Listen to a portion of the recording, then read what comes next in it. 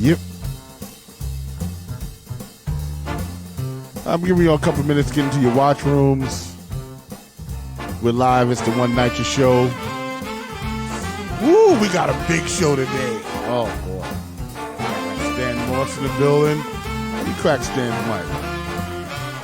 I'm going to open everybody's mic up. Everybody's mic is open. It should be open, right? Okay, good. Open. Everybody open? Good. Everybody's mic is cracked. So we're just giving you some time to get your watch party set up before we kick it in, because we got a really special guest this week. And it's crazy. The show is big. And I'm going to tell you something, because you know I keep it real. I saw our special guest speak, and it was wild. So I'm excited. It was. I'm excited about it. Somebody's finally on the show that talks more than me. So I'm happy about that. Woo! Yep, I see all those men. All right. Oh, Cynthia Tibbs is in early. I see you. Hey, Sid. Cynthia. All right. Thank you the love.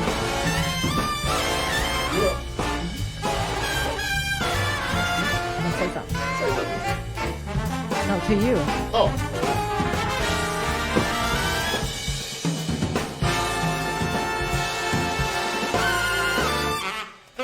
Okay. All right. So you know what? Because we ain't got a whole lot of time, we are in and we are live. Yeah. I want to welcome you all once again to the NYCHA show. We do this every week. We try to start at 4 o'clock, but We're getting closer. We've been averaging like 4:15, So I guess that's a good thing. We had a little technical difficulty getting things started, but we got to start this week. So here's the deal. Stan, what's been up this week? What's been going on with you? What's been happening? I'm not ready to introduce the guest because the guest is so powerful. We ain't going to be able to talk no more. Yes. All right? He's very interesting. Matter of fact, I'm going to shoot it to Saundea real quick. Saundea, what's going on? What's happening this week with you? What's the deals? How's the activism going? Talk to me. Everything is well. Once again, hello all. I'm Saundea Coleman, one of the co-founders of the Westside Health Coalition. Very active in the community. I even got my bullhorn today. I want to see that. Can you show them that? Because this is crazy right here. You see this? I'm walking with a bullhorn now. Okay, she shows up to the studio with this thing. I'm like, come on now. Non-stop activism. She's on the train active. I'm serious about that thing. I love it. Just trying to create change in my community and beyond. Right on. Black Lives Matter. We out there. Actually, Stan is actually our guest speaker tonight, key speaker at the Upper East Side Vigil at 7 p.m. So what street is that on the Upper East Side? 86th Street and Eastern Avenue, Carl Schutz Park. Our key speaker tonight is Stan Morse. Happy to be there. Happy to be there. Stan Morse is popping tonight. Stan. So that brings me to you, brother. What's been going on this week? I've been on the email chain, and I've seen a lot of complaints that are coming in on the email train. Yes, on the email chain. You want to talk about that for a second? What do we got going on? Well, this past Thursday, I want to give a big shout out to Congresswoman Carolyn Maloney, as well as Mary Jo Bida, of course, Brother Sugar Ray, his mother. So what we had on Thursday, we went and had a press conference in front of the Queensbridge South Management Office. So we brought Sugar Ray's mom, Kim there, and other NYCHA residents who had complaints. So we set up right in front of their office, had a press conference there, and we let them know that we're not going to accept it. But now the thing that I'm a little upset about, big shout out to News One for showing up and all the other reporters. They came out, but once again, no Channel 2, no Channel 4, no Channel 11, so it seems that they only show up when somebody's getting shot or things of that nature, but they don't show up for something like this. So I'm very disturbed, that they did not, give enough media attention to it. But that's why we have the show. But we protesting, that's going to be the new move now. Going there every Thursday, or every Friday is going to be at Queensbridge, and then every Thursday is going to be at Ravenswood. And we're just going to take tenants down, and they're going to confront the management office till we get the repairs done, or they get tired of seeing us. So we're not going to stop. I think that's a new form of organizing. I like that. I think it's more activism. Sure. Now, you know what I'm saying? Because you're not laying down and going, well, we're going to file a complaint or we're going to go to court. You say, you know what? We're coming in your face. That's right. Right? That's right. We're here. That's right. And we're going to embarrass you. That's right. Right? Because when you do that, that makes it personal. That's right. Right? That person that's there and the camera's on them, they become kind of the fall guy. You know what I'm saying? Because now you've accessed accountability. That's right. Right? So now, you know what? This ain't NYCHA. This is you. That's right. Mrs. Williams. Exactly. That runs this management, that you're not doing the repairs. Like, now you're putting people on blast. Exactly. So I think we're going to see a lot of change in that. You know what and I want to say to every NYCHA resident, do not be intimidated. You know, because while we were there, is that Sugar Ray's mom asked for repairs in her apartment, which is a decent, I mean, that's what you're supposed to do. You know, so right after the work was done, and the work wasn't even that good, so it wasn't the best work, but at least she has a functional bathroom and things of that nature. But then she gets a letter, you know, questioning her tenancy. So we want every NYCHA resident to know that do not be afraid, do not be intimidated. You have a right to speak out, you have a right to fight back. Do not at all fall back or be intimidated by NYCHA and their tactics. Correct. One of the things we need to look into is the qualified immunity to see if that is applicable to those that are running NYCHA, because if it is, then you can't even sue them. You know what I'm saying? We always are suing the city and stuff like that, and which we call for that also with law enforcement. Once we can get qualified immunity abolished, or if you want to call it sovereign immunity, if you get these things abolished, then when people act badly or recklessly or what they're doing with NYCHA, they just don't care, they can be held accountable. That's right. You know, so That's you right. can sue them personally. And what I'm finding is very interesting is they're using the same tactics on us that they've been using for thousands of years. Yes. Right? We step forward, we speak out, and the person that speaks out, we're going to spank them. Right? Yeah. We're going to whip them. Make we're an going to example. shame them. We're going to make an example so none of you speak out. Right. So I want you guys to understand the magnitude of what they're really doing to you, right? That dates back to slavery. That's right. Okay? They are saying, if you step out of line, we're going to make an example out of you. That's right. So that we don't got to fix anything else in the projects. That's right. That That's is right. a tactic, and they can't win. It's an old game. Right. That's You know right. what I'm saying? So that's about all the speaking I'm going to do on this show, because now I'm excited. Now I'm excited. Yes. Because we have a special guest here today. And I don't know a lot. Here's it. First of all, I don't know his name. I don't know a lot about him. But what I do know is Saundea Coleman showed me a video. Yes, I saw it and too. I got excited. Yep. I was Yep. like, I need to have this brother on Fire. the show. So here it is.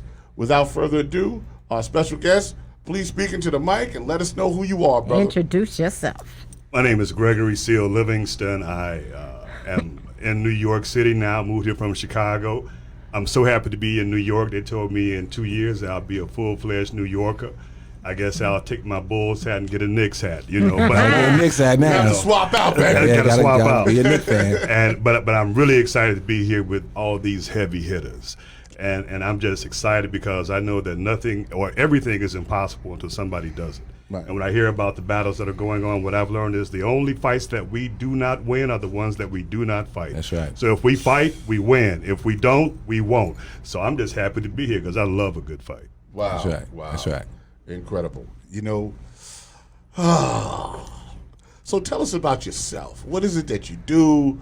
What is your platform? Go ahead, go. Show's yours. Well, I'm born, bred Chicagoan, and I came here for an opportunity. I was offered a position and everything, and then of course the pandemic and everything else hit, so things are on hold. But I'm here. This is home, and I'm good. But I pastored in Chicago in some of the most challenging areas. Did a lot of things. I was National Field Secretary for the RainbowPUSH Coalition, and me and Reverend Jackson traveled the world together, seen a lot of different things. Oh, I got to stop you. Are you Okay. talking about Jesse Jackson? Jesse Jackson. Okay, yes. there you go. You can't just go Reverend One Jackson. and only, yes. Yeah, The one and you only. got to go one and only with That's that. right. One and only, one and only. Okay, all right. So Jesse and I traveled the world together and just really been involved in helping people, and in every way that we can, being a voice for the voiceless and letting people know that, it takes irritation to bring about change. That's what biology teaches. It teaches that mutation is required, or irritation is required for mutation. Another way of saying that, my parents are from the South, from Arkansas, right? And Granddaddy had an old hound dog. He's sitting on the porch with his buddy. They sipping some mint juleps, whatever they did down back in the day. And the hound dog is just whining and crying. And his buddy says, Lee, why is that dog whining like that? He said, because he's lying on a nail. He says, why don't he move? He said, because it don't hurt bad enough yet. And so what we have to do a lot of times, like my brother was saying, you gotta name that devil. Put a label on them. Call them out.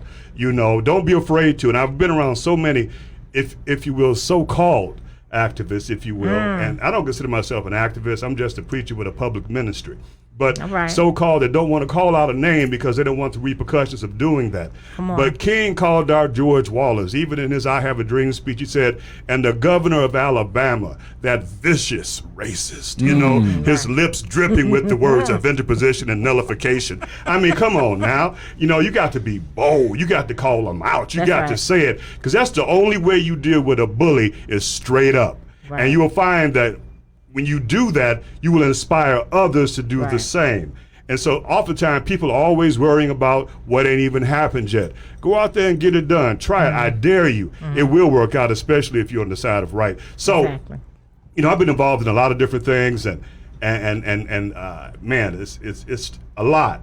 But basically what it all centers around is I'm interested in people having full bellies, having clothes on their back, having humane housing, having compassionate health care, and people that have damaged and messed up lives, knowing that those lives are redeemable, and creating a society of government policies and programs that will allow them to resurrect their lives. And so pretty much everything I do centers around that. And I find that I ain't seen a starving person yet that'll turn away a meal.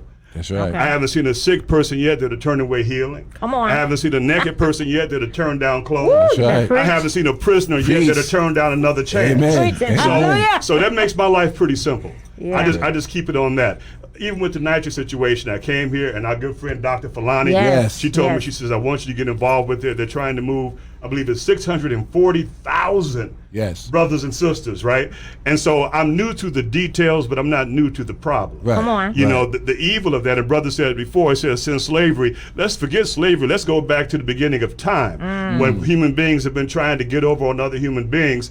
And there are those who have had advantages, because we are not all born with the same advantages. Some of us are born with advantage. Some of us are born with disadvantage, whether it be biological or socioeconomic or whatever it might be. But what we're trying to do, what we believe in, is in creating a level playing field so that everybody, when I get on the field, I don't want your first down to be 3 yards and mine's to be 10. That's right. If my first down is 10, your first down got to be 10. That's right. I don't want your touchdown to be 50 yards and mine to be 100. If your touchdown is 50, make mine 52. That's right. So we move from equality to equity. Because freedom is a good thing. You got to have freedom. But freedom is just a prerequisite to equity, to equality. Because you're free to starve. You're free to starve to death. Yes, you are. You're free to sit outside in the cold and just freeze. That's right. You're free. You're free to do that. But we have to have intention. We have to have purpose. We have to have commitment to get out there. When these two brothers that passed, John Lewis and C.T. Vivian, I got to tell you, C.T. Vivian is not getting the pub he should. C.T. Vivian was just an incredible giant. Can I tell you a quick story about C.T.? Please, sure, it's your platform. Okay, I was, bless you, man. I was in Katrina for the year anniversary of Hurricane Katrina. So we were right down by the levees where they burst, the water coming in at 500 miles per hour. And C.T. Vivian was down there, and that's been, maybe 13 years ago? So C.T. was 82 then, right? And we're down there, and it's so hot, it's in August, that you could feel the heat coming through your shoes.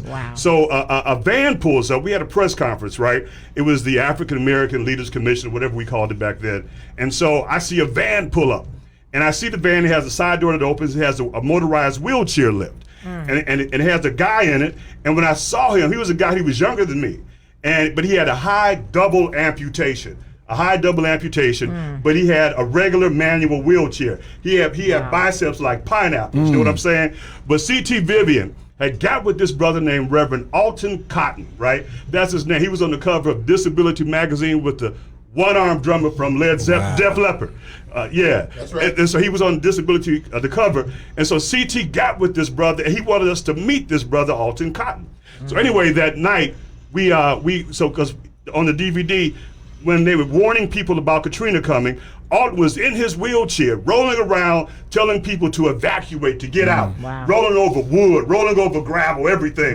Nothing could stop Alton. So we go to Alton's church that night for a big dinner and service for the evacuees. And so Alden has ramps on his pulpit, right? He goes up and he says, let me tell you all my story. He said, when I was 14 years old, I'm from the lower 9th Ward. Me and my boy, we were going to choir rehearsal, and as boys do, we're silly. Mm-hmm. So we decided to beat the train across the tracks. So my buddy beat the train, but I slipped and I fell. And I got back up, but I couldn't get traction in the gravel, and I fell down, and the train ran over my legs, right? Now, this is CT's boy. CT introduced me to him, all right? This dude changed my life. And so, am I talking too loud? No, bro, okay. You're doing good. And so, I think you sound good. all right. And so Alden says, so there was a doctor around there. He always went home another way. But for whatever reason, he said the Lord sent him, all right? He came home this way. The train has stopped, and the engineer was out, and the doctor goes up to the engineer and says, how long before the hoist gets here so we can lift the car off the boy, and everything? He said it'd be about an hour. He says, we can't wait that long because he'll bleed out. I'm going to have to amputate one of his legs right here. So Alden said, the doctor comes over to me. I'm looking up at him from the ground. He says, young man, I'm going to have to amputate one of your legs right here. But the problem is you've lost so much blood that I can't give you any anesthesia because you'll go into a coma. Alden says, I looked up at the doctor and I said, doctor? He said, yeah. He said, the Lord told me it's already all right. Go ahead and do it.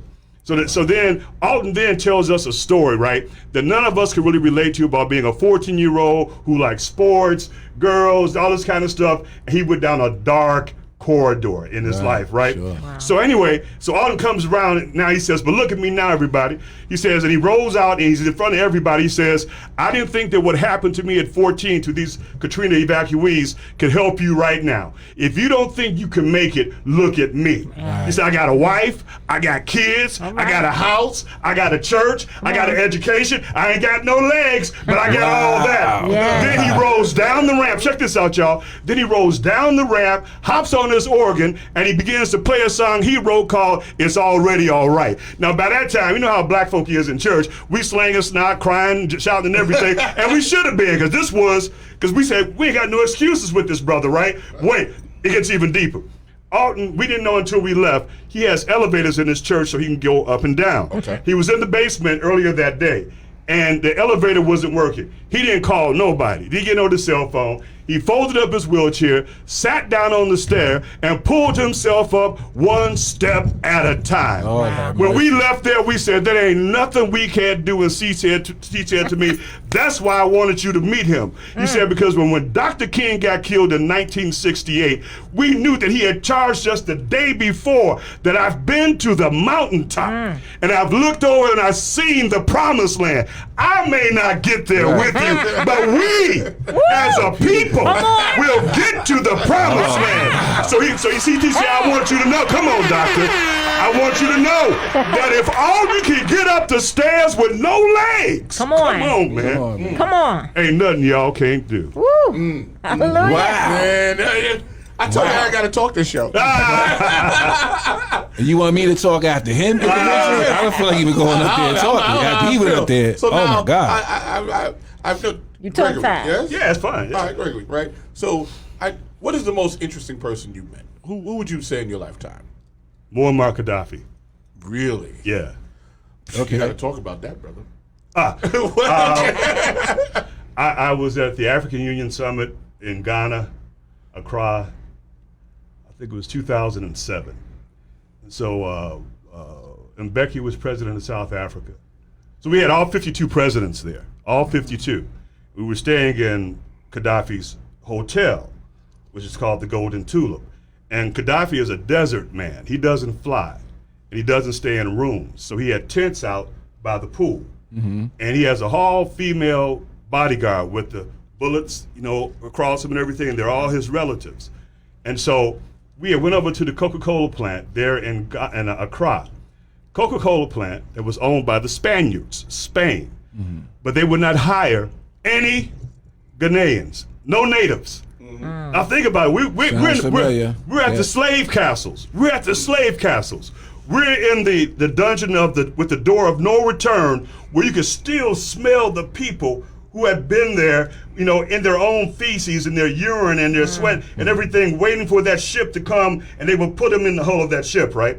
And so this was interesting. And there you see thousands of people from the slave castle. You see little kids buck naked, right, with their stomachs extended from malnutrition, their hair orange from malnutrition, and there's the Coca-Cola plant, and their parents can't even get a job there. All right, you follow me? Yeah. And so we're there, and so Brother Gaddafi, he flew down 62 bulletproof limousines, right? Flew down 62 bulletproof limousines and did all that. And so then AIDS is rampant. Now, the last day of the conference, it was supposed to be over at 2 o'clock. So it was like me, Reverend Jackson, and so the conference is taken over at 2 o'clock. Now, none of this got in Western media. And from 2 to midnight, we raised between 60 and 80 billion dollars. Wow. Do you hear me? 60 to 80. Because there was a whole thing with Gaddafi, saying that he was telling some of the other leaders, you all got to work with me now, because if you all don't, I will leave the African Union and join the Mediterranean Union. You follow me? Because Libya, all that's still Africa. Right. You know, people get psyched out. Come on. Can I take a sidebar? I was please. at one of our protests, right, we do with the Upper East Side. That's all new to me, and I love it, right? and I had this one well-meaning white sister. She had liked some stuff that I had said. And she really meant well, and it was nothing I hadn't heard before, because I've been doing this for a long time. And she says to me, can you recommend some books for me to read? And I told her about one of my heroes, Howard Thurman. You guys familiar with Howard Thurman? No. Howard Thurman was the dean of the chapel at Howard University. He was the man that when Malcolm X had trouble, Martin King had trouble, they would go see Howard Thurman. Howard Thurman was a strange-looking man, little bitty guy, one arm shorter than the other, 3 big knots on his head they called the Father, the Son, and the Holy Ghost. All right? And so Howard, he wrote a book, I think it was in 1935 or 39, called Jesus and the Disinherited, right? And King carried that book with him everywhere he went. So I told the sister, I said, well, one book I would recommend for you is by Howard Thurman, because I have to tell her who Howard Thurman was, right? It's called Jesus and the Disinherited. She looked at me and she says, I don't do Jesus. I said, black Jesus or white Jesus? And she said, what? I said, are you talking to me about the post-Constantine European hegemonic colonial Jesus, or the one that was born under an African sun? And it was like I was speaking in tongues, Right. And it was like, Foreign language. you're talking about a fictional construct that the Western world has created. Exactly. That ain't the historical Jesus that I'm talking about. I said, because he was a revolutionary whom the Roman government executed. That's right. I said, so if you want to know about a revolutionary, you check him out. She says, why was he revolutionary? I said, it's pretty simple. Napoleon said, there was no greater revolutionary than Jesus, because he conquered the world without a weapon. Right. Wow. Say that again. Hold up. Yeah, keep going. Go ahead. Wow. Yeah, I'm wide open now. Because I said, if you really read what he said, he said, love folks that hate you. I said, that's radical. Bless folks that curse you. I said, ooh. Pray for folks that use you. And give, hoping for nothing in return. I said, that's not weakness, that's strength and the refusal to participate in weakness. I said, hate is weakness. Can't take this. Cursing folks is weakness. Come on. Trying to get back at folk that have used you is weakness. That's right. Yes, Come sir. on. Hoping that somebody will give you something back is weakness. That's right. Generate more. Come on. That's right. Generate. That's right. Generate. That's right. Produce. That's right. Get up. Come on. Dalton Cotton ain't got no legs. Get up. Do something. And I've learned something, brothers and sisters, when I did some of my work, when I was in seminary and some other things. And one of the awards they gave me when I had to do something called clinical pastoral education, I was in hospital, right? They gave me the oncology award. Cancer. Interesting, because both my parents ended up dying, from cancer. But I tell you what, I noticed some things with a critical mind and a compassionate heart, that the people whose flesh was wasting away, their spirits would become stronger. Right. And here's my other sidebar. So when I was in seminary, I had a buddy of mine, white boy. Can I say white boy on this stage? Yeah. Okay, I appreciate it. White boy's good. Caucasian guy, Caucasoid, Caucasoid male, Caucasoid. Billy, and those guys. Billy John. Yeah, Tom. I like Caucasoid. I use that a lot. It's like the difference in white gay men and black gay men. You know, white gay men say, "Hi, I'm Bruce. This is my partner Arnold." Right. Whereas black gay men say, "Hi, I'm Delicious. This is my friend Dynamite." You know what I'm saying? It's a different flair. Right. You know, it's a different flair. Yeah. You know, Jamal and Tom. Right. But I'm sorry. Oh, I just made myself some trouble. Didn't I? Oh man, It's all good. It's a All safe love. space, and I wouldn't do it if you couldn't speak freely. So Brother, go I can't ahead. even keep up with all the categories anymore. I don't look at people's labels. I look Right. at the person. Correct. I look at the human being. Right. I start right there. Whatever you want to call yourself, that's your business. Right. You know, but guess what? Like I said at the beginning of this, what I work with is, you know, you as a human being being able to live every day. You know, what does a healthy child look like? You know, Right. and so man, y'all shouldn't let me loose, man. I got too much up in Well, here. brother, this is the time. Now, there's a very interesting person that I believe you met, and I want to know Gaddafi. about him. Gaddafi? No. Oh. This guy Oh, right Mike. there. That guy right there. Michael Jackson. Yeah, Let me tell you, man. Because a lot of, we idolize Michael Jackson. Yeah. We love Michael Jackson, Yeah. but very few have met Michael Jackson. So that's him with Michael Jackson? Yeah, that's him with Yeah. Michael Jackson. Yeah. Oh, I You playing. wanted to hate. Go ahead. Let's see. Before that, Just be over there producing. Before that meeting, I was on a business call with Mike. It was myself, Michael, Jesse was on the board, Sony, and Michael's lawyer, Greg Cross. And we were on there about the Beatles catalog, Right. okay? Because Michael, that was a big thing, because, Paul McCartney fell out with Mike, Over you know, that, because Paul's like, Mike's like, the songs are mine. Right. The And he did doggone it while they were Beatles. making that record. That's right. Right. That's Yeah. right. And so now people, you guys understand this, don't believe the hype. I mean, seriously, we were on that line for 5 hours. And let me tell you, Michael Jackson, that's a businessman. All day. That's a businessman. We're on there talking about not just hundreds of millions of dollars, but that whole Beatles catalog, the multiplier is billions of dollars. Right. Right. And Michael understood that, because remember, once he got it, he gave Little Richard his stuff back. See, Michael wasn't blind. Michael wasn't crazy. And so we're in there and I'm listening. I'm like, and I don't hear nobody, Tito, Jackie. Right. It's like, no, we're not going to do it. Right, that it's way. a We're gonna bassist do- yeah, voice. Yeah. So then I that picture there with Mike, we're at Ron Burkle's house in Bel Air. Ron Burkle was the CEO of Kroger Foods. And so we're at his house in Bel Air. And so Prince, Blanket, and Paris, they're there and stuff, right? So Michael there, he got on his Captain Crunch jacket, all that kind of stuff, And really, I'm telling you, I'm from Chicago, right? He was just a Negro from Gary up in the crib. You got to understand. I mean, he was just a cat from Gary, Indiana. Right. He wasn't Hollywood. I want to thank you so much, because I have to say something Yes. right about this, because I encountered Michael Jackson. Yeah.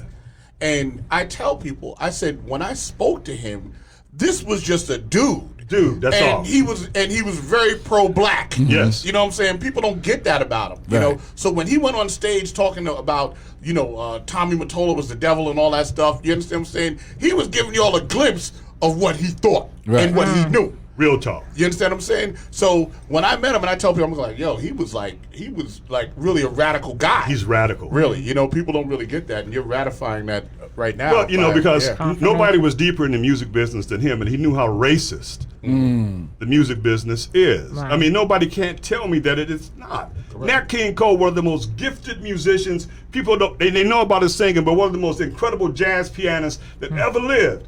He would make a record, but couldn't put his face on the album, right? Right. But anyway, so Mike, so Paris and Blanket and what's the other one's name? Prince. They're there and stuff and everything. So and they just kids. And Michael screaming at them, "I told you, you better get down here and do X, Y, Z and everything." So then I say, I need to go outside. So I go to Prince. I say, man, how do I get out? And Prince said, I don't know. Like that, right? So then he goes, Daddy, he want to go outside. And so I don't know how much you guys have dealt with the Arab world, but in the Arab world, the men hold hands a lot of times. Right, sure. And there's nothing to that. That's what they do. It's what they do. There's nothing sexual about it. No, nothing sexual about it. So Michael grabs my hand. He says, "Hey, Rab, So we start talking and we hold hands. We walk outside. And then all of a sudden, his assistant Carlos screams out, "Michael!" Now you got to understand, we're in a Bel Air mansion on the cliff. The CEO of Kroger's crib on the cliff, and the ocean's over, whatever that, the big cliff houses. Sure. And so we walk out there, all of a sudden his assistant yells, "Michael, paparazzi!" I ain't gonna lie to you. these cats started jumping out the bushes, like everywhere. I saw it, and Michael said, this is when I saw that, because I don't know if you know this about what he does, but when I saw the athlete, that dude said, "Sorry, Rev, gotta go." And that dude was, but let me tell you, that Captain Crunch jacket, them floods, the white socks, and the penny loafers, that dude was like Usain Bolt. He was hurling stuff, he was jumping and everything. I was like, but it was like watching, what's that boy I love, Lamar Jackson move. Right. It was just beautiful, right? And so, sorry, Rev, gotta go. Yeah, he said, sorry, Rev, gotta go. And that cat was gone, And but the last time with Michael, this might be interesting to you. My cousin Cornell McClellan, he had a gym in Chicago called Naturally Fit, and that's where I first met Barack and Michelle. Barack wasn't even a senator then. We used to all work out together. Okay. And so when Barack won, my cousin went to the White House with him and redesigned the White House gyms, became the first trainer. And my cousin, it's been like 4 or 5 years too late. Barack gave him the title for the book and everything. He has a book coming out called The Right to Bear Arms, How I Trained Michelle's Arms. I said, man, you should have had that out 4 or 5 years ago, But it was interesting that when Michael was on his way to UCLA Hospital, I had a friend that was with him. They called me up, and then I connected. My cousin was at the White House, and I conferenced us then to my cousin at the White House while Michael was going in to UCLA. And remember that day, Ed McMahon died, Farrah Fawcett died. That's right. It was the trifecta. Yeah. I mean, these were 3 American icons. Right. But Michael, because he was still current, right? He was coming out with what's the concert? This Is It. This is it. Right? And so, it was I even wrote a piece on that for the Huffington Post, and but that was, no, we didn't hang out, we weren't buddies, we didn't call each other and talk each other to sleep or nothing like that, Right. But nah, man, when people say stuff about him, I'm like, look, it ain't true. Right.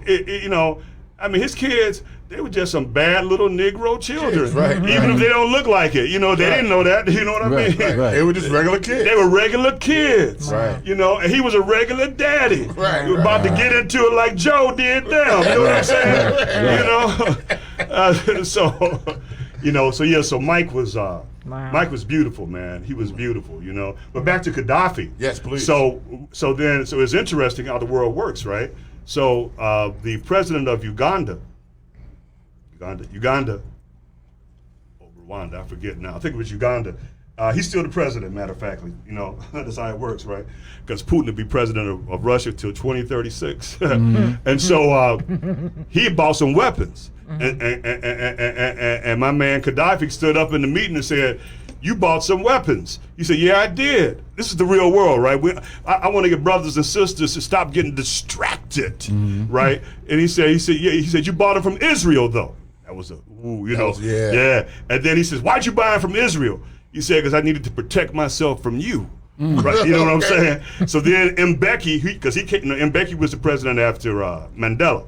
And so he comes in, and Becky comes and gives some peace and stuff. And then the Ethiopian prime minister, he had 5 attempts on his life that week.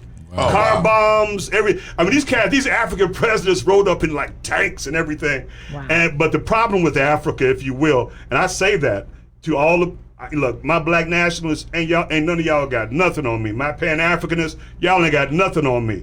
There's an essential economic issue, is that every country, there's somebody else's face on the money. There is no unified currency, right? You know what I'm saying? Of Africa, right? So you try to trade. It's difficult. It's difficult, and so, so that's, I got my opinions about how Africa has been raped and everything too, but come back to America? Yeah, sure. Okay, and so right now, I see this as being a wonderful time in history that I don't want any of our people to let up. You see, I don't use the term as a substitute for black people of color. Right. I say black.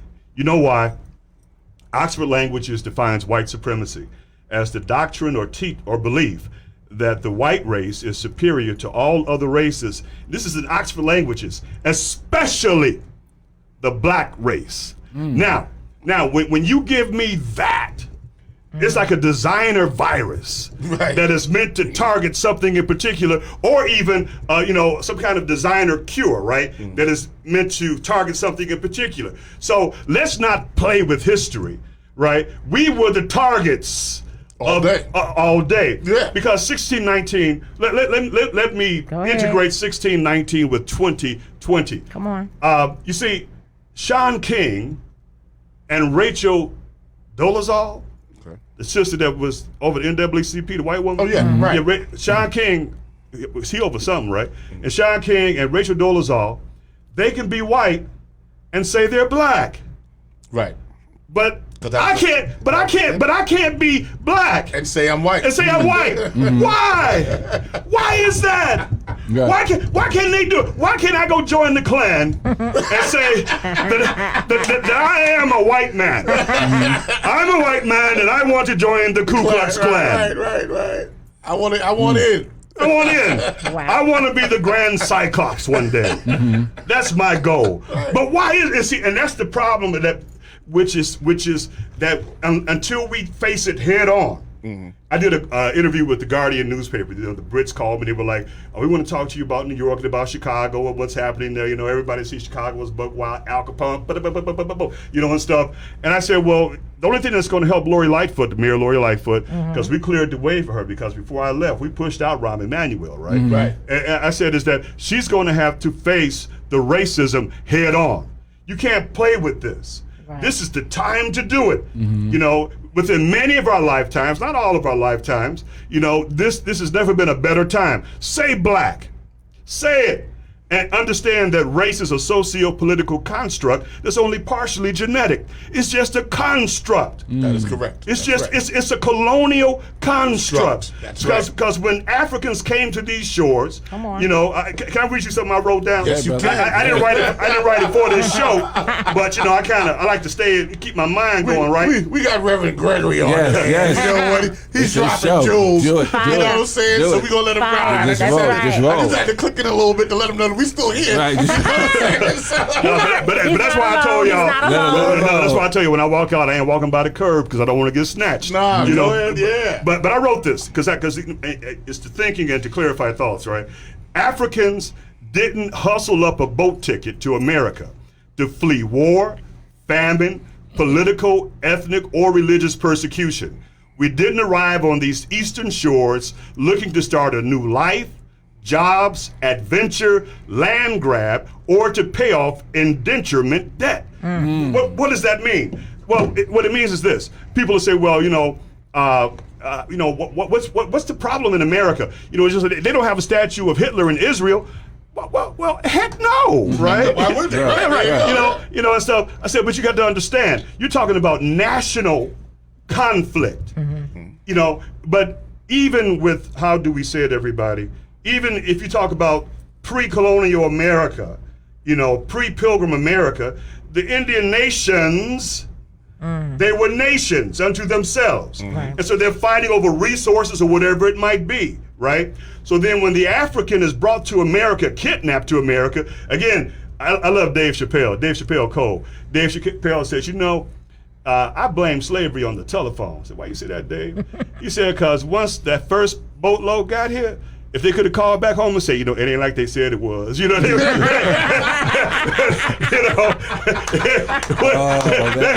else been like, nah, we good, nah, y'all, we cool. We ain't letting them take us. We ain't letting them take us, right? And so this whole piece, and there's something about, there's a fear, if you will, of the African, always has been. They tried to enslave the Native American, but their physiology would not allow them to do those things. Right. But that African physiology, man, come on now. Rough. Jack Johnson, right? In Chicago, he's buried. Mike Tyson went to his tomb. On his tombstone, it says, they would never let me forget that I was black. He said, so I decided I would never let them forget it either. Come on now, right? Come on now, right? Wow. I had to hit that. And when Jack stood in the ring, they put 5 white men in the ring, outdoors, right? Right. Sun, bare knuckle. And And Jack grinning the whole time, and he whipped all of them. And they said, how did you do that? He says, you don't understand. He said, y'all made me hard. He said, the fields made me hard. Wow. Yeah. Come on now. Right. Yes. He says, you don't understand. He says, what you all put us through, we survived it. That's right. And what do you expect that's going to come out of something like that? Right. That's right. Come on, right? Right. It's gonna Right. come. Come on. That's right. Jesse Owens, if he was running today with all the stuff they got, and the Aryan Superman, they couldn't handle Jesse. Not at all. And he goes up to the Führer to shake his hand. The Führer won't even shake his hand. Probably scared Jesse was going to snatch him. Snatch it off. But when the African comes to these shores, I got some people listening. When the African comes to these shores, Yeah, brother. You know that. You know this man. Man of God. but so then all of a sudden, you all know this and everything, that the African nationalities are dismissed. Right. First of all, people say, well, I would have done different. No, you wouldn't have. You didn't speak the language. Correct. You didn't know the territory. Correct. And you were already messed up from traveling. This Right. wasn't no love boat you were on. Right. You know what I'm saying? Slave boat. The slave boat, right? Because you're already stuck for 3 months, because slavery is a science. You know, emotions are good, but manage your emotions. Don't let your emotions manage you. Slavery is a science. The Romans did something. I might not have the correct Latin word, but the Latin word was erstabula, right? Erstabula, which is translated workhouse. And what the Romans would do is that when they would build the workhouses for the slaves, where they would come after they would work, right? But they would never make the ceiling high enough where the slave could ever stand up straight. The slave was always bent over, even in his own quarters. Wow. You follow me? Right. If you bend the body, you bend the mind. Right. They couldn't beat our bodies, so they put drugs in our bodies. Come on, somebody. Yeah. That's right. I don't know no Negroes that make cocaine. Right. I only know Negroes that sell and take cocaine. That's right. Come on now. I don't know no Negroes that grow opium. I only know Negroes that sell. And take. And take it. Wait, yeah, but they don't even sell wholesale. They sell retail. Come on now. Go ahead, brother. Go ahead, brother. Go ahead. I have Just like I told him about this weed thing.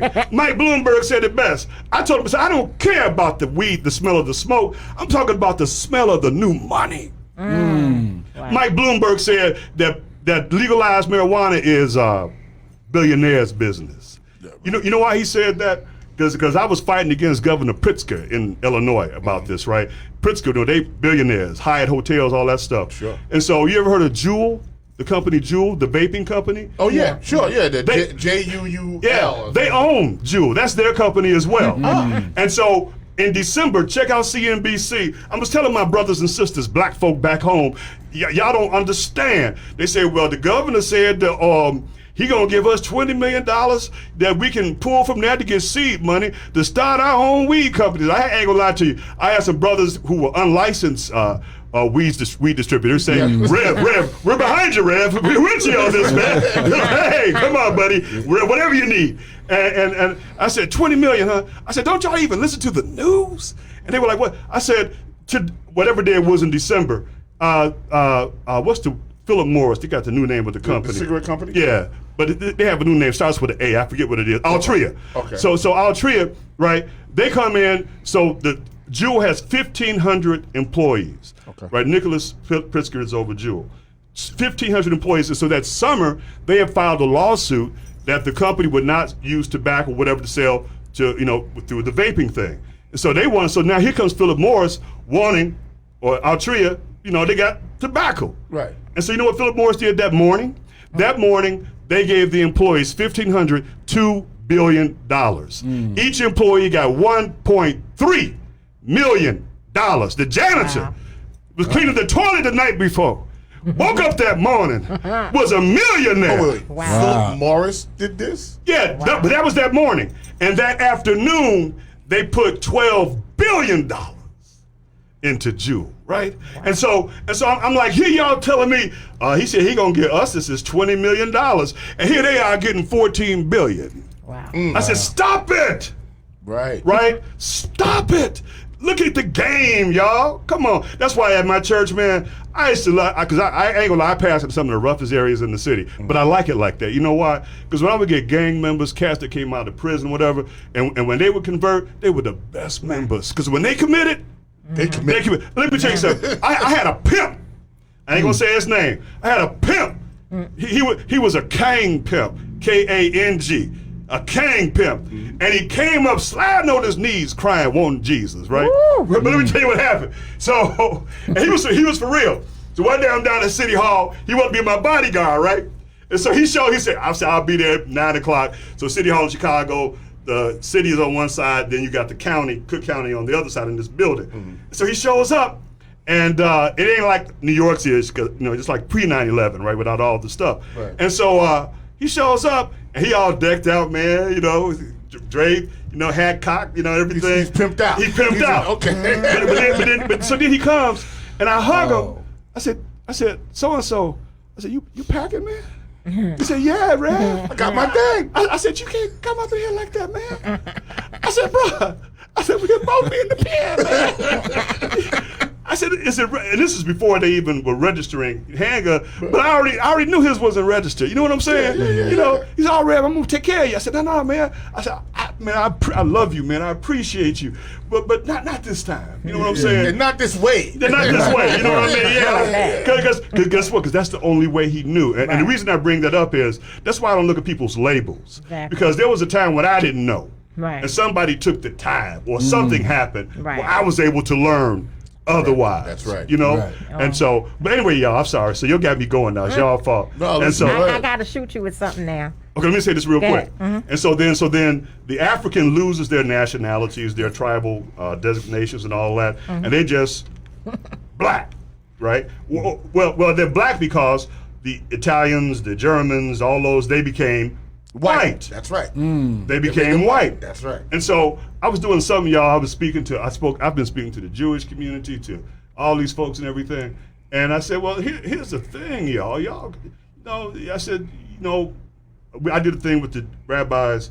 Remember when the young brothers were hitting the Hasidic Jews and beating them up, and then the brother went with the machete and cut them up on Hanukkah and all that kind of stuff? I said, first of all, that's tragic. I said, second, the optics are bad. I said, we need to get together and try to figure out something here. And the reason I said that, I'm not afraid to say it. I ain't Nick Cannon now, but I ain't afraid.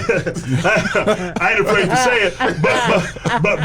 But check it out. I respect power. Okay. Power don't discriminate. Power respects power. Power respects power. Don't say something if you're not willing to deal with the repercussions and the consequences, right? Because you ain't dealing with no victim, right? And so, I said, part of the problem for the Jewish community, as it were, is that in terms of what happened in the '60s, is that the black nationalists had a problem with you guys. Yeah, you guys work with us with NAACP, this, that, and the other, and funding and everything. But it's that you all had access to white privilege. I said, and in a pigmentocracy or a colortocracy, we don't have access. I said, our issues are not class, our issues are race. I said, and so if something is going to happen here, I said, white America must choose repentance over guilt. White America must put their knee to the neck of white privilege in a chauvinistic manner and leave that knee on the neck of white privilege until they choke the so-and-so life out of that so-and-so. Right? And so I said, we didn't create any of this. I said, what do you mean? I said, on your birth certificate, it don't say Jewish, it don't say Irish, it don't say English, it says white. I said, but on our birth certificates, it said nothing. It said Negro. It said Afro-American. It said colored. It said African-American. It said black. It said mulatto. It said quadroon. It said octoroon. It said biracial. It said non-white Hispanic. I'm exhausted. I said, I didn't know we had all those names. I said, but we didn't do any of that. That wasn't us. That wasn't us. I said, so we can't do it for you. You must dismantle your privilege. But here's what has to happen for black people as a whole, is that, can I coin a term, and the sister Esther Perry over there, she already gave me one of them beeper words. So I'm gonna hide a word. Okay. We have to demythologize whiteness. Because white folks got problems too. 100%. You know what I'm saying? They got problems too. Yep. They go to the mental institution, we go to the penal institution, right? You're right. Yeah, You know, sure. they got problems. And we have to deniggerize blackness. Come on. Yeah. Because Elijah Muhammad said it this way. Elijah Muhammad said, God created man, but the white man created the nigger.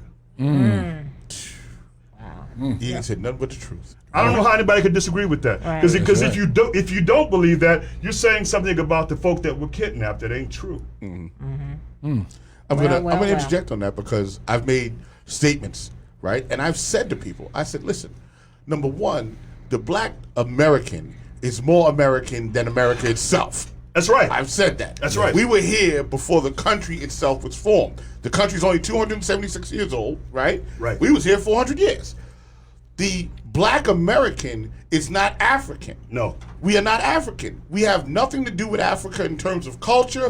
Our culture is American culture, and the American culture is us. Right. 400 years is long enough to make a new people. 100%. Yes. 100%. So I said this, and it was met with a little, a little bit of a flare back, like, oh, what are you talking about? I said, listen, what do you know about Africa? Truthfully, you know nothing about Africa. The original African slaves that were here were African. Yes. After that, we were bred. We were bred like animals, Right. and we became the American American black. Literally scientifically bred. Can I tell you something what the Africans say?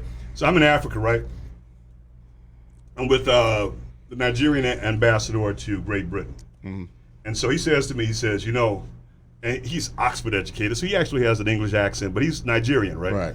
So he says to me, he says, we have a program here in Nigeria that we will give 1,000 acres of land to black Americans for free. Wow. 1,000 acres. If they will then hire our people to work the land, but they make an agreement with, the big food companies like Kroger and Safe, all that kind of stuff, Right. in terms of trade. He said, but do you know what's happened? I said, what's that? He said, many of the black Americans that we deal with feel that we're inferior.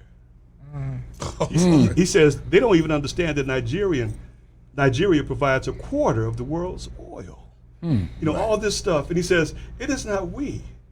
And this is real African, right? It is not we who are inferior. And if you know any Nigerians, when a Nigerian man walks in the room, he bends reality. Right. I can't tell you how many sisters I know, like back in school, right, when I first got exposed to the Nigerians, you know what I'm saying? And sister, I like Mujojo, he's nice, this, that, and that. I said, y'all gonna get married? Yeah, I know he got some rough hair, but I'm gonna change him. I said, you gonna change Mujojo? And it's like, yeah. I never forget this one sister, man, I saw her like 20 years later. She saw me, she doubled over and started laughing. She said, I don't know what I was thinking. I said, girl, you can't change no Nigerian male. I said, you looking at somebody who is untainted, untouched. That's right. This is pure. This is pure. He ain't got no issues about his color and his hair. Right. Slavery has not No. affected him. No. Correct. Come on. That's I'm right. sorry. I cut you off. No, you're right, because I've said that, you know what I'm saying? And it's good to really talk to you, because when I'm hearing you say these things, once again, it's not me being a kook. Nope. It's me saying this American thing is an American experiment. And the things that you said, I've said. I said that when it originally in slavery, it was Germans, Jews, Yep. this, and then they said, there's not enough of us. You're white. That's right. And then they made us black. That's what they did. And that is the birth of the African American. Sure. And we have an African American mentality. When everybody wanted to black out Independence Day, right? They said, oh, we're going to black out Independence Day. We're not going to do it. And I said, I'm celebrating Independence Day. I don't know what you're talking about. I said, these are fools that don't understand their history. I am more American than America itself. The first person killed in the war, the Revolutionary War, was Crispus Attucks. Right. He was black. Right. What are you talking about? I said, pick another holiday. I said, because if you're anti-American, then you're anti-yourself. Because you think America is white. America is black. Look, man. I did this. I wrote this article for Huffington one time. Because that girl, the dance Shakira, Colombian sister, she said that immigrants built America. I got so angry because I wrote this article. I said, those beats and those rhythms that you twist to are all African rhythms. That's right. I said, and it was not. I'm not saying immigrants didn't work, I said, but it was not immigrants that built America. America. It was African slaves, black slaves. My parents who migrated from the south to the north. You know, they're the ones that did this. They built this. They're the foundation of it. And I did a piece, man. They wouldn't publish it. I'm sure. No, but check it out. But you got to hear this. You got to hear this. No, go ahead. There's a German word called Vernigerung. Veringgerung. Because this guy on MTV, he took it, did something with it, mentioned me with it. And Vernigerung was part of Nazi doctrine, Nazi propaganda. It is called like blackening. You know, like Schwarzenegger. Mm-hmm. Neger means, you know, it's like black farmer, right? Okay. And stuff. And so it was like the blackening or the niggerization. So Hitler would not allow, like Louis Armstrong. He was too black. And the music, too black. He didn't even allow Mickey Mouse. Mickey Mouse was too black.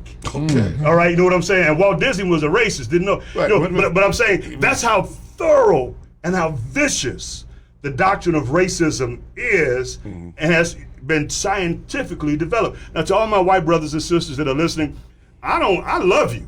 What I'm saying to you, though, is that we can no longer pretend and play. You know what I mean? It's like the man I saw, the white man, I saw him and his wife, white wife, and she had black triplets. Did y'all see that? And he said he eat a lot of chocolate. You know, it's like we. Never heard that one. Now, that's what he said. But genetics teaches us, right? We ain't making nothing up. 2 black people can throw out just about any color in the world, right? For sure. But 2 white people cannot. Correct. I mean, that's no. That's a It fact. is what it is. It's a fact. And so, you know, I want black people to stop apologizing to their white friends. You know, everybody, come on, let's be straight up. But we can work together. Right. But don't expect me to do what you need to do for you. I can't do your push-up. I can't do your sit-up. I can't eat right for you. You got to do that work. You got to do that work yourself. I'm going to tell you something interesting, and it's what I've heard some white supremacists say. And when you said the blackening, I want to go into what that actually is, because I've seen it. I've seen the blackening, right? And what their concern is, right? If they keep intermingling with us, then they will no longer be white people. Right. Right? Now, I used to hear about this, right, until I went to Reunion Island off the coast of Madagascar. And the French were the oppressors of Reunion Island. So Reunion Island, it was the Indians and the blacks were there. Well, guess what? Over the centuries, there's no white people there. They used to be white people. Everybody is brown. You got people there with blue eyes and straight hair, and they are brown. And the existence of what we see as white people is no more. They have been browned out. Yes. They've been blackened. And that is a scientific fact. It is. That's You know right. what I'm saying? So That's right. sometimes when I hear these white supremacists speak or the KKK speak, I'm like this. You know what? You're getting your message mixed up. Yeah. If you just said, we afraid that we won't exist anymore, I can understand that. Right. I'll go, you know what, bro? You're right. You know what? Because Right. I seen it myself. You will not exist anymore. So if you want to continue to procreate with your own just to preserve your existence, then you know what? That's cool. That's cool, bro. Do that. Because what you're saying is right. You will not exist if you continue to mix with black people. Straight up, you're gonna become brown. Hey, Doc, and the more they say that, the more curious other folk get. Daddy say, you know, and then you know what happens once you go black. Yeah, you don't go back. You don't go back. No turning around. Saundea, you had something you was gonna do. Go ahead. Yes. Let me throw it out. All right. Jimi Hendrix. Come on. Jimi Hendrix is my third cousin. You know, and Jimmy is, I got a cousin named Terrence Hendrix. He might be listening. He's in Texas. Okay. Terrence is one of the most incredible, I didn't get that gene, all right? My mother's a Hendrix. And Terrence is one of the most incredible guitarists you ever want to hear. But here's part of the stuff that's interesting. Jimmy transcended race, right? Yes, he did. But Yes, he I did. think Jimmy had what they call synesthesia. He says, I hear colors. So we had a cousin, we called him Buddy Boy. Buddy Boy was so bad on that guitar, right? played with his teeth behind his head. So and he played rock and roll like Jimmy. So Buddy Boy was down south. He's playing at this thing, and again, I'm just being honest with what happened. And these white girls were crazy over Buddy. They just loved Buddy to death. I mean, you know how they throwing their underwear on the stage, Sure. and Buddy just working it. I mean, you know, he's an artist, so he ain't even thinking about it. He just going. Anyway, after the concert, these white guys got Buddy, and they beat him so bad that he was lied unconscious in a ditch for 3 days. Oh. And when they finally found him, he had to become a ward of the state because he had now this serious epilepsy and his hands wouldn't stop shaking. He couldn't play anymore. But let me tell you this about my family history, if I can do that. You see, some people say, well, I said, no, you don't understand. I'm not just telling you what I heard. I'm telling you what I know. I come relative to my age from an older family. My grandfather was born in 1883. So I'm 2 persons removed from slavery. So my great uncles, Uncle Frank, great Uncle Frank, and great Uncle Teddy. Great Uncle Frank had come back from World War I, fighting in World War I, 1919. He comes there, and it's a thing about this white lady liked it. You know, she was married and everything.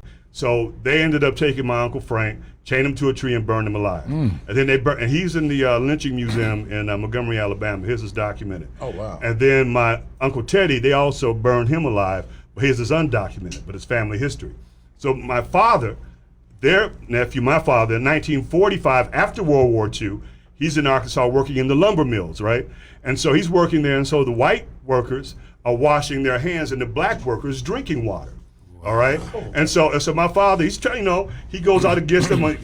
Y'all got a thing, y'all got to do. So there's one guy who would come in the Marine Corps, you know, in World War II, learn some karate, all that kind of stuff. But daddy a country boy, you know what I'm saying? Right. So my old man hit him one shot, bam, uppercut, knocked him out. Hard. But that's a Pyrrhic victory because that night his brothers had to sneak him out of the state for a year and a half before he could come back home. So when people tell me, I say, don't tell me what you would have done. You don't understand what they were dealing with. That's right. You know, and because I like, and when they burned my uncle, I'll even text you the thing, the article from the Gazette. Yeah, I'd love to see it. And he's like, he said his name is Sheriff Finn, Fin something, right? So we was 10 minutes too late. You know, come on, man. Right. You know, and then even me, right? I'm in Chicago, and I was 25 years old, and I was in a store, and I wouldn't put my hands in my pocket in the store because I realized I was still working with my father's Southern coping survival mechanism, which was if a black man got his hands in his pockets, that means he's stealing something. And I said, wait a minute. I said, I'm not my dad. I said, let me take my hands out of my pocket, all this kind of stuff, you know. Because sometimes the security guard will come to you, can I help you? I said, what do you do? Yeah. You know, you know, salesperson? Yeah, you're a security guard, you know what I mean? You know, you okay, buddy? You know, and everything. Yeah, where's the soap? So here I am. I'm enlightened. But then that same year, man, you got to understand. So that same year, I never forget this. I'm going to the store to get my dog some dog food. I'm driving. I had a brand new car, right? And so I'm on a major street in Chicago, Michigan Avenue. Major street. Police pull me over. I say this because it's descriptive. Pull me over. 2 white cops. They tell me that I stole my car. They have me get out of my car, get up against the car. They pull down my pants and my underwear. I'm buck naked from the waist down in public on Michigan Avenue, a major street in Chicago. Yeah. Then they make me lay down on the street with my privates on the street, right? They make me lie down on the street. Then they throw me in the back of the squad car. I just want to ask, I need perspective. What year is this? I need a frame. Probably 1988, 89. Oh, I see. That ain't that long ago, y'all. Okay, yeah, I need frame. Yeah, okay. Yeah. You know, or 80, yeah, probably 88. Okay. And so I think the other guy just wanted to drive my car anyway. So they did I do something? So they put me in lockup, and they locked me up with handcuffs in lockup, like I'm some kind of, you know, crazed cat, right? Then, but here's the dynamic tension that I recognize, and I know, and I deal with it honestly. The family we grew up next to, black family, was a cop family, Chicago Police Department. Right. So the guy, my boy Sergeant Nathan Silas. He walks by and he goes, Liv, what are you doing in here, man? I said, man, they said I stole my car. So he comes, he unlocks my handcuffs and he goes back. Next thing you know, here come these 2 white cops running in. I didn't know this, if I remember correctly, that Nathan's father was the commander of that station, right? And for people from Chicago, that was on 111th and Vincennes. And so they said, why do you tell us you're the commander?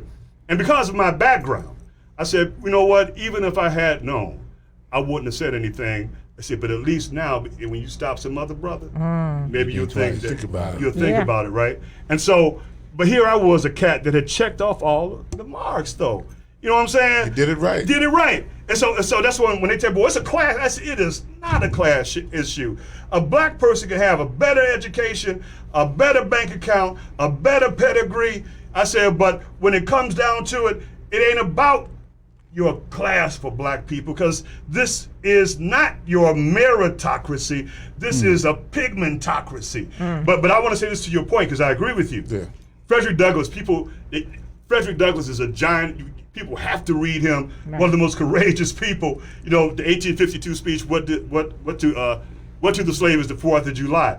They need to read that. He says he says the Constitution is not a pro-slavery document. The ideas that it's talking about is right on. It is what they doing with it, right? You know what I'm saying? I tell people the same thing about the Bible. I said, you ain't never read the Bible. You giving me somebody's interpretation. Right. You ain't never read it. If you read it, you wouldn't over-spiritualize and allegorize and be up in that blab and grab preacher's church. You know what I'm saying? Right. Right.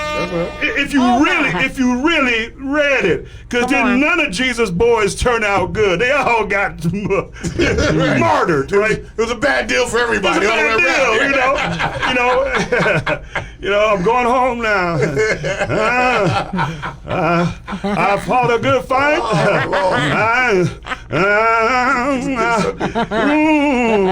I'm sorry. I want to bring a point to what you were saying, right? Hey. It's very interesting, because I want to go back to the, because people do say, right, in slavery, oh, this is what I would have done, and so on and so forth. Sorry. But now let's contextualize that for a minute, right? Say and it, I'm going to brother. ask you a question. Yes, sir. Right? Yes, sir. The tribes, did they all speak the same language? You said the tribes. Of Africa that became slaves. Oh, no. Okay, so now, nope, I want to, because I need people to understand this.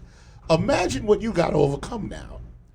You with a bunch of people that you can't even communicate with. You can't talk to, because you all talk different languages. In a foreign land, being taken away. This slavery thing, a lot of people don't understand. Y'all say all that slick stuff, but the truth of the matter is, they were in a situation that we can't even imagine. That's right. That's right. A nightmare beyond nightmare. A nightmare beyond Doc, nightmare. can I share something with you? Yeah, 100. And when I say stuff, I'm not trying to drop names or nothing. It's just to give people context. Listen, you met Michael Jackson. You could. You could drop it if you want. And Gaddafi. Exactly, you could. But Stevie Wonder touched my heart. Okay. Stevie, we talk about that later. Stevie Wonder touched my heart. All right. But, you know, I've done this thing, the African American Jewish Passover service with Anti-Defamation League and Chicago Urban League. And so one of my guys at the time, chief of the board of rabbis, Rabbi Ira Udovit, he's retired now. And so we would have these discussions, right? So we would talk about what happened to black people and what happened to Jewish people, right? Holocaust, slavery. And I would say, well, you know, he says, what? I said, well, here's the thing. I said, the Holocaust, Hitler wanted to annihilate the Jews, cease them from existing. You know, I said, but in slavery, you did not want to annihilate your labor force, your property, or your commodity. They dehumanized. Dehumanization was what slavery was about. In order, when people see that statue of Lincoln and the guy on his knees and emancipation, there is no untruth in that statue. Because what did it take to put a man down like that and to shackle and chain him? What did it take to what did you have to do to that man? What do you got to do to a lion to tame him? Yeah. And then who do you have to be to do that? To do that, right? Right. Yeah, you know, yeah. and I said so now, in coming back from them, that what you need is a remnant to come back from annihilation. You need if you can find a seed, you can start over again. I said, but dehumanization is different. How do you reverse engineer dehumanization? How do you rehumanize a dehumanized people? I said, now for my Christian theology, I understand it to be, they need to be born again. I mean, we got to start from zero because everything that has been done to them, you know, has been horrific. Right. horrific. I was at DePaul, man. I got fired from DePaul University for a couple of reasons, actually. I did. Outspoken like that? Yeah, I'm sure. No. Wait, if you invite me back, I'll tell you the story. You'll never believe it. It involves one of the great civil rights icons. But anyway, but another reason what happened, when I was at DePaul University, what do you call it? The molestation stuff broke out about the priests. Right. And so the Vincentian Fathers are the priests that run DePaul, St. Vincent de Paul University, right, in Chicago. And so all of a sudden, you know, because I've been in ministry for a long time, my appointments got backed up like 2 or 3 weeks, right? These kids wanted to come and talk to me. They didn't want to talk to the priest. And so then they said, well, what should we do? What can we do? Now, here's racism, okay? What can we do? What can we do? I said, one of the ways I look at it is like this. What did black women do during slavery? When the master would rape them, their whole family would know. Their husbands would know. And there was no one they could go to for recourse. There was no lawyer or hotline they could call. And then they were expected to be back in the house or back in the field the very next day. I said, what made them so strong? What was the coping mechanism that they were able to utilize that allowed them to function and their families to function in a situation, you know, because what you learn from guys that have done some real time in prison, this is the most powerful the mind in the world. Ooh, if you could ever get a hold of that, you know, be ye transformed by the renewing of your mind, right? And so, you know, when I told them that, first of all, they were like, oh, slavery all of a sudden brings their sins back up in front of them. Sure, yeah. And I said, but look, I ain't even talking about your sins. We know y'all messed up. Y'all want a solution. Your solution is right there. We are your solution. We are your solution. You know, and you're never going to find a way, you know, to get through this until you learn that your troubles are not greater than you. Your pain is not greater than you, only if you allow them to be. Wow. Black folk found a way to go, turn it off. Turn it off. Compartmentalize. Come on. Right. Yeah, that's right. That's right. I'm sorry. Yes. Can you check the Stan's inbox? Yeah. We got 2 announcements in there. Oh, wait, flyers. hold Pull on, up let me see. I hope you can pull them up. Let me go to Stan's inbox. Hold on. Keep talking though. Yeah. Oh, you do that. I want to throw a name out. Yes. Dr. Falani. Yeah. Tell us a little bit about Dr. Falani and your work with Dr. Falani. All right, Yeah. Dr. Lenora Falani, revolutionary, radical, super duper sister. You know, I met Dr. Falani through my work in Chicago with the All Stars Project. David Cherry, who's from New York, runs the All Star Project in Chicago. And so he's the one that introduced me to Dr. Falani. I won like this community award from them, and then I got a chance to meet her, and we started talking. She invited me to the SECA meeting, her organization here. Sure. And that's where I met Saundea. Okay. And Falani, we would talk on the phone every day, right? And the sister, the things she did in running for president, you know, the first black to ever get on all 50, the ballots of all 50 states, her work with Fred Newman, all those things. I mean, just some really powerful things that she was able, that she still does. Right. And so Dr. Falani, she is my revolutionary sister, brilliant, wonderful, you know, and so I really consider it a blessing to be able to be connected with her coming to New York, because I believe that God put me in New York, you know, put me here to work and to help, and being able to connect with someone like her, and Saundea, of course, is just nothing but a blessing. And now with y'all heavy hitters, we all good, you know. Hey.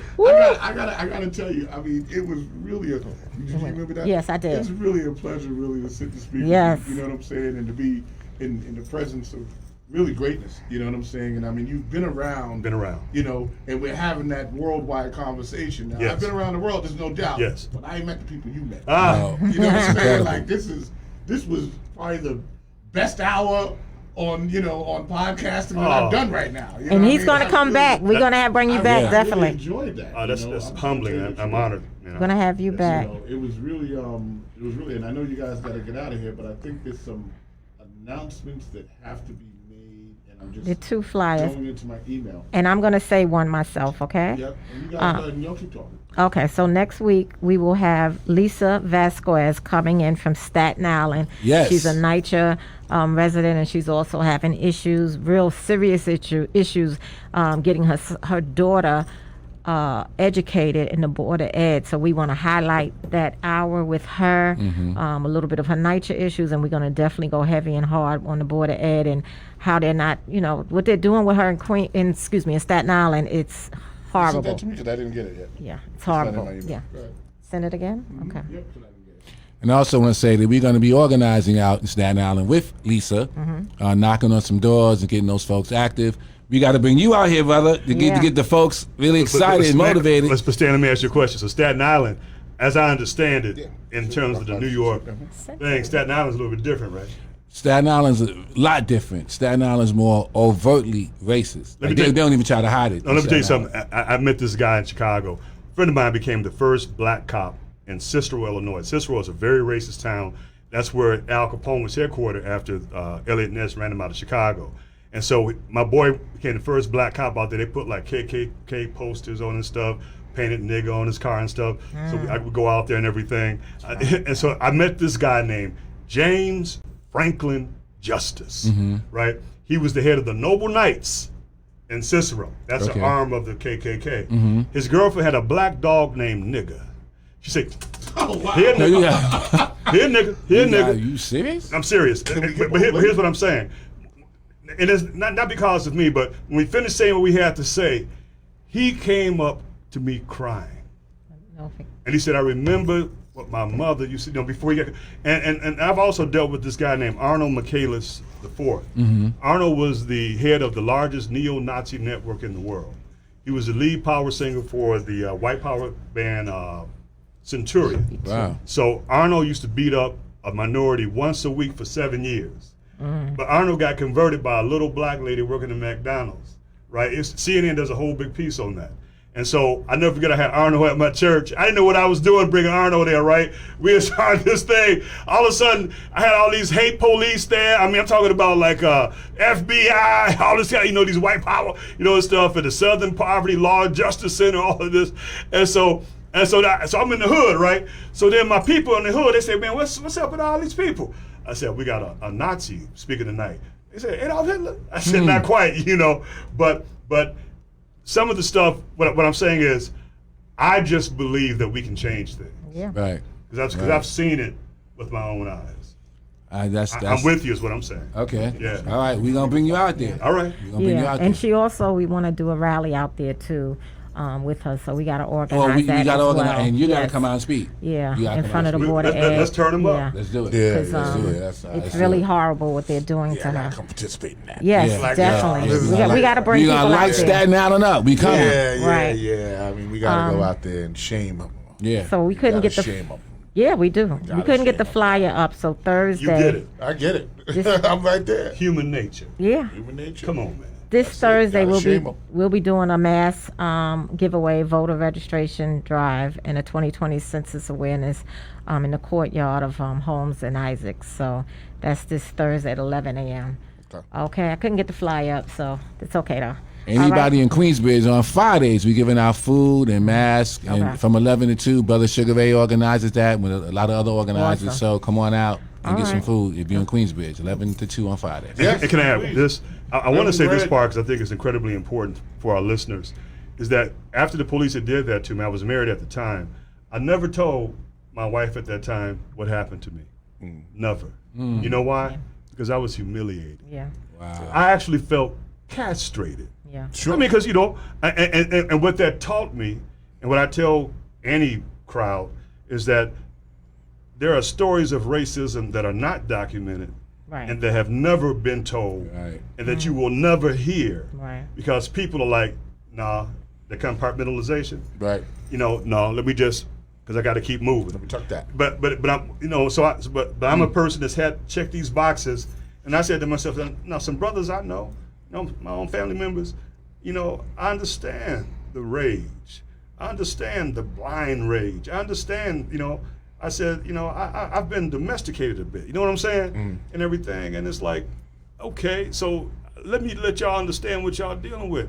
When y'all come and criticize the looting, I'm like, don't you understand that we can moralize legislation, but it's harder to change culture than it is to change legislation. I said, so when we declared independence, England didn't say, okay, see you later. There was something called the American Revolution.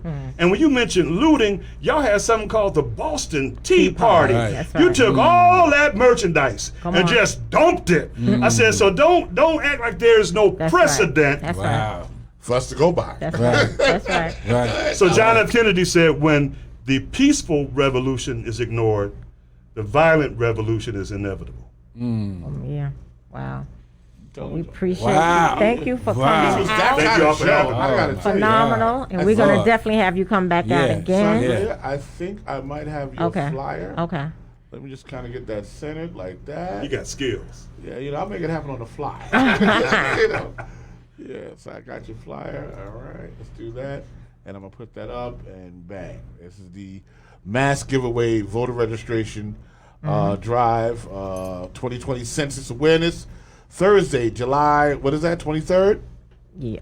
2020, and it is 11 a.m. Yes, the courtyard. All right, in the courtyard. Here's the deal, y'all. Get your mask, but get counted. Yeah. Right? That census Get registered is to vote. your money. right. It's your money for your schools, for your roads, for your buildings, all that. The reason why we are underfunded is because we're undercounted. That's right.